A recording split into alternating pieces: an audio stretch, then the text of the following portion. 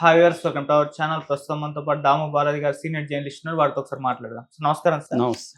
Sir, Meerpet incident లో మనం ఒక థ్రిల్లర్ సినిమా ట్విస్ట్ రేంజ్ లో ఒక చోటు చేసుకుంది సార్. ఒక ట్విస్ట్ అదేంటంటే నిన్నటి వరకు కూడా మనం చూసాము.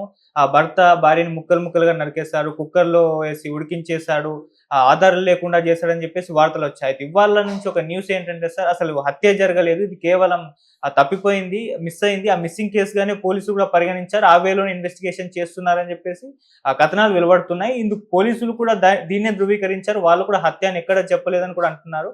మరి ఇదేం ట్విస్ట్, ఇన్ని రోజుల దాకా ఈ వార్తలన్నీ కథనాలన్నీ ప్రచారం అయ్యాయి కదా, మరి దీంట్లో వాస్తవం లేదా, ఇది ఎవరు సృష్టించారని చెప్పేసి చర్చ జరుగుతుంది. మేజర్గా ఈ మీర్పేట్ ఇన్సిడెంట్ లో అసలు ఏం జరిగింది, మీరేం చెప్తారు సార్? మీర్పేట్ దగ్గర 16వ తేదీ హత్య జరిగినట్టుగా 18వ తేదీ కంప్లైంట్ ఇచ్చారు పోలీసులకి.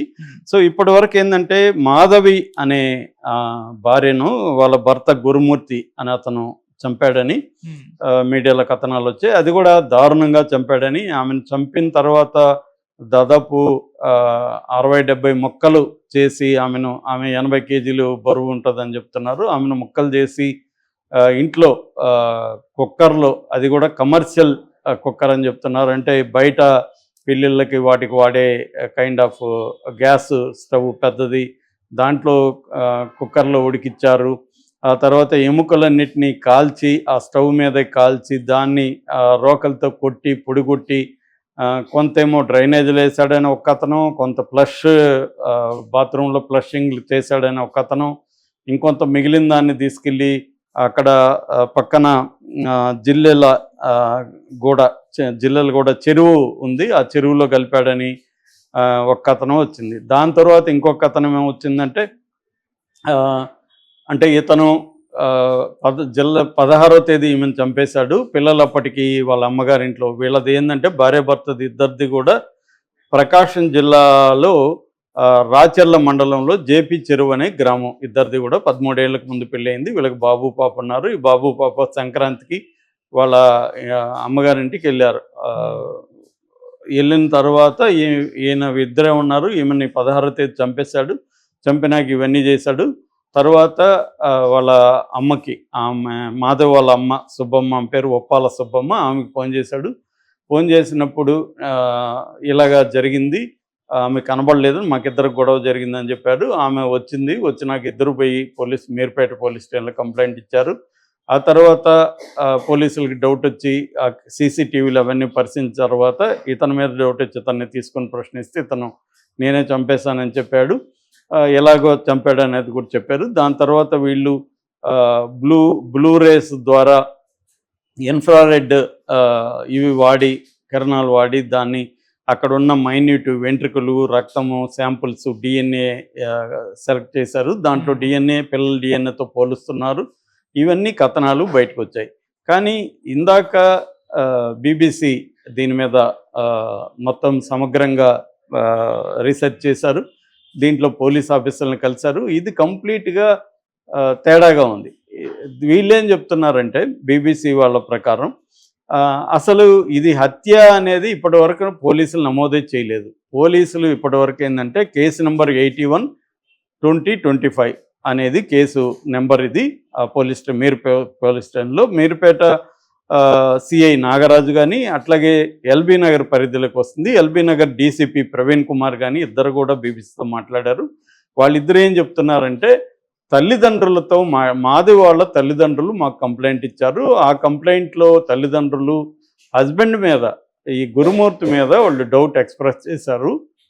మేము అందుకని గురుమూర్తిని పిలిపించి అడిగితే అతను 2-3 రకాల కథనాలు చెప్తున్నాడు. అతను హత్య చేసినట్టు ఏ రకంగా మాకు ఆధారాలు దొరకలేదు. కుక్కర్లో ఉడికించినట్టు కానీ, ఆ పొడిని ఇవన్నీ తీసుకెళ్ళి కలిపినట్టు కానీ మాకు ఎక్కడ ఆధారాలు దొరకలేదు. మేము దాన్ని ఎక్కడ మీడియాకి చెప్పలేదు. మేము మీడియాకి ఏం చెప్తున్నామంటే, ఇది ఇప్పటికి కూడా మేము మిస్సింగ్ కేసుగా నమోదు చేసుకున్నాము. ఇంకా మేము దీని మీద ఇన్వెస్టిగేషన్ జరుపుతున్నాము. ఇప్పటికి మేము ఏ రకంగా కూడా ఇది హత్య చేసినట్టుగా మా దగ్గర ఆధారాలు లేవు. మిస్సింగ్ కేసు లాగానే మేము పరిగణిస్తున్నాం అనేది క్లియర్గా వాళ్ళు బీబీసీకి చెప్పారు. అంటే ఇదంతా మీడియా సృష్టేనా ఈ కుక్కర్ వ్యవహారం? ఎందుకంటే బీబీసీ కిచెన్లోకి కూడా వెళ్ళి ఫోటోలు తీశారు. ఆ కిచెన్లో ఒక చిన్న కుక్కర్ ఉంది, ఏదైనా కొట్టుకోవడానికి ఒక చిన్న కలప ఉంది. ఆ కలప మటన్ నైఫ్ కానీ లేకపోతే ఏవి కూడా దొరకలేదు పోలీసులకి. ఆ కుక్కర్లో ఉడికించడం కూడా 80 కేజీల మాంసాన్ని మరి ఎంతసేపు ఉడికిచ్చాడు? ఉడికిచ్చే పక్కన వాళ్ళకి డౌట్ రాదు. ఇదేంటంటే ఒక ఇండిపెండెంట్ బిల్డింగు, మొత్తం 4 ఫ్లోర్లు ఉన్నాయి. వీళ్ళు 3వ ఫ్లోర్లో వెనక వైపున ఫ్రంట్లు కాకుండా వెనక వైపున వీళ్ళ ఇల్లు, ఫ్రంట్లో ఒక ఇల్లు ఉంది. దీనికి పైన పెంట్ హౌస్ ఉంది. ఇప్పుడు ఈ ఫ్లోర్లో ఉన్న పక్కన వాళ్ళు లాక్ చేసుకుని వాళ్ళు జరగగానే రెండో రోజు ఖాళీ చేసుకుని వాళ్ళు వెళ్ళిపోయారు. ఈ మీడియాది పోలీస్ ఎంక్వైరీ ఇవన్నీ భరించలేక పెంట్ హౌస్లో ఎవరు లేరు. కింద మాత్రం జనం ఉన్నారు. వాళ్ళు మన ఛానల్ రిపోర్టర్ వెళ్ళినప్పుడు కూడా వాళ్ళు మాకేమీ తెలియదు, వాళ్ళు అప్పుడప్పుడు మాట్లాడే వాళ్ళు అంత తప్ప మాకేం తెలియదు అని వాళ్ళు చెప్తున్నారు. అంటే ఇక్కడ డౌట్ ఏంటంటే ఇంత ఉడికిచ్చి ఇంత చేస్తే పక్కింట్లోకి అక్కడ ఏమైనా స్మెల్ రాదా? మామూలుగానే మనం మాంసం ఉడికిస్తే పక్కన వాళ్ళు ఏంటి ఈరోజు మాంసం వండుతున్నారా అవన్నీ అంటారు కదా. మరి ఎన్నిసార్లు కదా ఉడికించాలి, ఎన్నిసార్లు ఉడికిస్తే అవుతుందా? రెండోది ఒక మనిషిని చంపడం కొట్టడం ఇదంటే అంత ఈజీ కాదు. దానికి ఎంతో టైము ఎంతో వ్యవహారం పడుతుంది. అదంతా అతను మరి ఒక్కడే చేశాడా? ఆ ఎముకల్ని మొక్కలు చేసి ఇవి చేసేస్తే స్మెల్ భయంకరంగా వ్యాపిస్తుంది కదా. అవన్నీ మరి ఎలా పక్కనింటి వాళ్ళు ఎవరు చూడలేదా? ఇలాంటి డౌట్లు అన్నీ కూడా మామూలు కామన్ పీపుల్కి వస్తుంది. కానీ మీడియా తాము అక్కడే ఉండి చూసినట్టుగా అన్నీ చెప్పేస్తున్నారు. కానీ బీబీసీ ఎంక్వైరీలో పోలీసులు ఇప్పటి వరకు ఇది ఎక్కడ కూడా చెప్పలేదు. ఎక్కడ కూడా పోలీసుల బయట అనేది లేదు. ఇదంతా కూడా మీడియా రకరకాల వ్యాఖ్యానిస్తుంది. అలాగే సుబ్బమ్మతో ఒక ఛానల్ ఫోన్లో మాట్లాడిన ఇది కూడా ఉంది మన దగ్గర. ఆ ఫోన్లో సుబ్బమ్మ అంటే మాధవ్ వాళ్ళ అమ్మ, ఆమె ఏం చెప్తుందంటే 16వ తేదీ మేమే ఫోన్ చేశాము మా అల్లుడికి, ఇట్లా అమ్మాయి ఫోన్ కలవట్లేదు, నువ్వు ఫోన్ అమ్మాయికి ఇవ్వు అంటే నిద్రపోతుంది అని చెప్పాడు. మళ్ళీ మేము చేస్తే ఇంకా నిద్రపోతుంది అన్నాడు. ఇదేంటి ఇంకా నిద్రపోవడం ఏంటి లేపు అంటే అప్పుడు ఏం చెప్పాడంటే లేదు నిజానికి మా ఇద్దరి మధ్య గొడవ జరిగింది, అమ్మాయి వెళ్ళిపోయింది అని చెప్పినట్టుగా వాళ్ళు చెప్తున్నారు. తర్వాత కిరణ్ అనే ఒక బంధువుకు ఫోన్ చేసి నువ్వు వెళ్ళి చూడరా అని చెప్తే వాడు వెళ్ళి చూస్తే ఈ గురుమూర్తి వాళ్ళ అమ్మ నాన్నతో కూర్చొని మంచిగా కబుర్లు చెప్పుకుంటున్నాడు. ఆ టైంకి ఇంట్లో కిచెన్లో నుంచి చిన్న స్మెల్ ఏదో వచ్చింది. నేను కిచెన్లోకి వెళ్తానంటే అడ్డుకున్నాడు, పోనీలేదు. కిరణ్ డౌట్ వచ్చి మాకు ఫోన్ చేశాడు, ఇలాగే ఇతను హ్యాపీగా ఉన్నాడు, భార్య పోతే బాధ ఉండాలి కదా, అదేం లేదు, కిచెన్లో కూడా ఏదో స్మెల్ వచ్చిందని మాకు చెప్పాడు. ఆ తర్వాత మేము బయలుదేరి వెళ్ళాము. తర్వాత మా బంధువుల సహాయంతో మేము పోలీస్ స్టేషన్లో కేసు పెడితే గురుమూర్తి కూడా వచ్చాడు.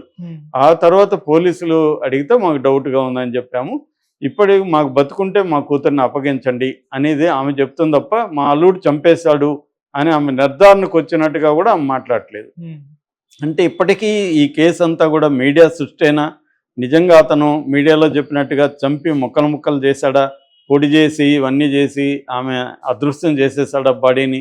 అది సాధ్యమా అనేది ఇప్పటికి ఇంకా డౌటే. ఎందుకంటే పోలీసులు దీని మీద ఒక మీడియా సమావేశం ఏర్పాటు చేసి సమగ్రంగా కేసు చెప్తే తప్ప ఇవన్నీ తెలియవు. ఎందుకంటే ఇది జరిగి కూడా ఇప్పుడు 18 అంటే ఈరోజు 25.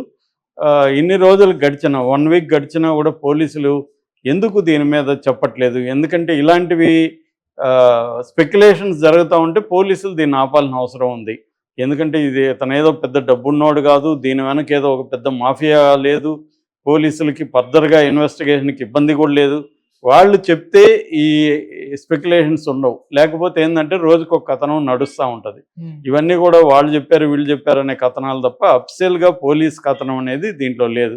అట్లాగే ఆమె వాళ్ళ మదర్ కూడా పేరెంట్స్ కూడా ఆరోపించట్లేదు ఇతనే చంపేశాడు అని కూడా గట్టిగా వాళ్ళు చెప్పట్లేదు. సో మిస్సింగ్ కేసు అంటున్నారు. ఇప్పటికి కూడా మిస్సింగ్ కేసు, హత్య కేసు అని చెప్పట్లేదు. నిజంగా వాళ్ళ భర్త గురుమూర్తి కానీ మీడియాలో వస్తున్నట్టుగా తానే చేశానని చెప్పుంటే ఇమీడియట్గా పోలీసులు దాన్ని బేస్ చేసుకుని హత్య కేసుగా నమోదు చేసేసేవాళ్ళు.